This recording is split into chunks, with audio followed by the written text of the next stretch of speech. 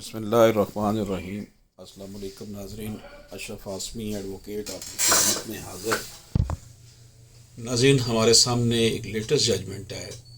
یہ ججمنٹ جو ہے یہ ہم جو آپ کی خدمت میں پیش کر رہے ہیں، اس کا فیصلہ جو ہے وہ اس کیس کو جسٹس سردار طارق مسعود، جسٹس امین الدین خان، جسٹس جمال خان مدوخیل صاحب نے سنا۔ فیصلہ جسٹس امین الدین خان صاحب نے لکھا ہے: پیر فضل ربانی and others versus Ghulam Akbar and ادرس.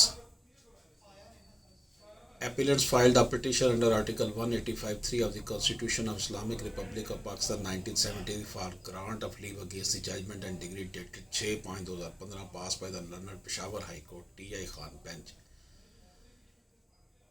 ناظرین کرام، یہ جو ہے ہمارے سامنے ایک ججمنٹ ہے جس کو ہم دیکھ رہے ہیں اور یہ آپ کی خدمت میں پیش کرتے ہیں۔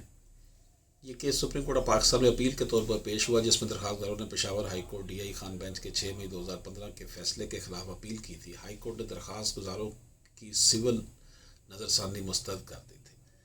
درخواست داروں نے ہائی کورٹ کے فیصلے کے خلاف آرٹیکل 185(3) کے تحت سپریم کورٹ میں اپیل دائر کی۔ سپریم کورٹ نے 16 دسمبر 2015 کو اپیل کی اجازت دی اور مقدمہ سماعت کے لیے منظور کر لیا۔ اس کی تفصیلات کچھ یہ ہیں کہ مدعیان درخواست گزار نے یہ دعویٰ کیا کہ زمین کی فروخت کے حوالے سے ایک میوٹیشن اندراج نمبر 65 درج کی گئی تھی، جسے بعد میں منسوخ کر دیا گیا۔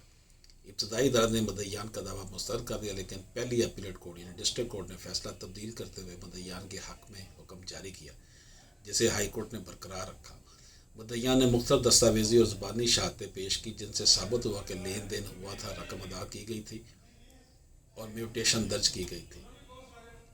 عدالت نے قرار دیا کہ مدعیان نے میوٹیشن کے اندراج اور اس سے متعلقہ کارروائی کو ٹھوس شواہد کے ساتھ ثابت کیا۔ عدالت نے یہ بھی کہا کہ مدعیان نے میوٹیشن کی منسوخی کے بعد فوراً قانونی چارہ جوئی کی، جو ان کے حق کو تقویت دیتی ہے۔ درخواست گزار اس بات کو ثابت نہیں کر سکے کہ میوٹیشن کو غلط طور پر درج کیا گیا، یہ مدعیان کا دعویٰ بے بنیاد تھا۔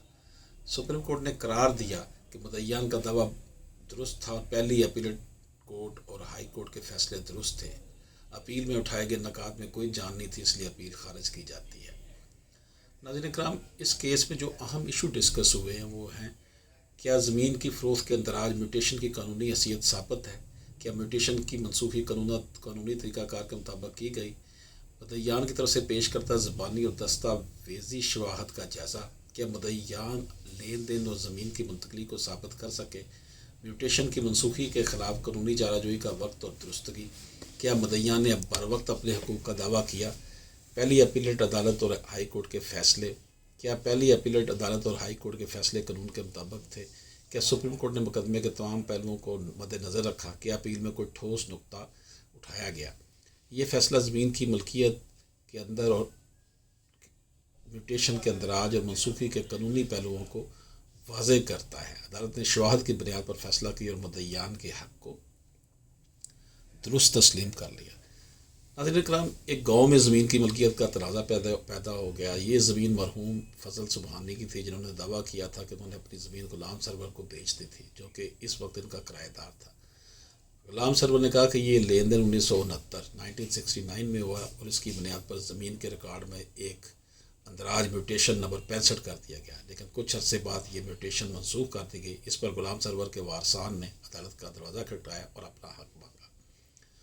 غلام سرور کے وارثان نے عدالت میں دعویٰ کیا کہ لین دین کے وقت زمین کی قیمت ادا کی گئی تھی اور زمین ان کے قبضے میں دے دی گئی تھی۔ انہوں نے میوٹیشن نمبر 65 کے اندراج کا حوالہ دیا، لیکن یہ بھی کہا کہ سرکاری ریکارڈ میں اس میوٹیشن کو بعد میں منسوخ کر دیا گیا تھا۔ ان کا کہنا تھا کہ یہ منسوخی غیر قانونی تھی اور زمین کی اصل ملکیت ان کے پاس ہونی چاہیے۔ یہ مقدمہ پہلے نچلی عدالت میں گیا، جہاں عدالت نے فضل سبحانی کے وارثان کے حق میں فیصلہ دیا اور کہا کہ غلام سرور کے وارثان کا دعویٰ جھوٹا ہے۔ اس فیصلے کے بعد غلام سرور کے وارثان نے پہلی اپیلیٹ عدالت میں اپیل دائر کی۔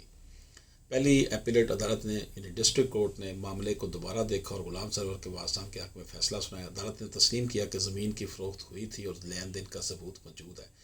اس فیصلے کے بعد فضل سبحانی کے وارثان نے ہائی کورٹ سے رجوع کیا، لیکن ہائی کورٹ نے بھی پہلی اپیلیٹ عدالت کے فیصلے کو برقرار رکھا۔ فضل سبحانی کے وارثان نے ہائی کورٹ کے فیصلے کے خلاف سپریم کورٹ میں اپیل دائر کی۔ سپریم کورٹ میں وکلاء کے درمیان بحث ہوئی، جہاں غلام سرور کے وارثان کے وکلاء کا نے کہا کہ لیند اور زمین کی منتقلی کے تمام شواہد موجود ہیں. انہوں نے میوٹیشن کے اندراج اور اس کے بعد کے مراحل اور زمین کے قبضے کے ثبوت پیش کیے. فضل سبحانی کے وارثان کے وکلاء نے کہا کہ غلام سرور زمین پر قابض نہیں تھا اور یہ کہ میوٹیشن کو درست طور پر منسوخ کیا گیا ہے. انہوں نے کہا کہ غلام سرور محض کرایہ دار تھے اور زمین کی فروخت کا کوئی معاہدہ نہیں ہوا تھا. سپریم کورٹ نے تمام شواہد اور دلائل کو بغور سنا اور فیصلہ دیا کہ غلام سرور کے وارثان میوٹیشن کے اندراج اور لین دین کے حوالے سے کافی شواہد پیش کی ہیں. زمین کی فروخت کا لین دین ثابت ہو چکا اور زمین کا قبضہ بھی غلام سرور کے وارثان کو دیا گیا تھا. میوٹیشن کی منسوخی غیر قانونی تھی اور فضل سبحانی کے وارثان اس کے خلاف کوئی قانونی چارہ جوئی ثابت کرنے میں ناکام رہے. سپریم کورٹ نے فضل سبحانی کے وارثان کی اپیل مسترد کر دی اور غلام سرور کے وارثان کے حق میں فیصلہ دیا.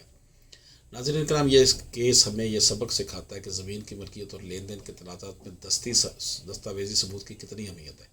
غلام سرور کے وارثان نے اپنی محنت اور قانونی جدوجہد سے اپنے حق کو ثابت کیا، اور جبکہ فضل سبحانی کے وارثان کو اپنے دعوے کے لیے ٹھوس شواہد پیش نہ کر سکے، جس کی وجہ سے انہیں ناکامی کا سامنا کرنا پڑا.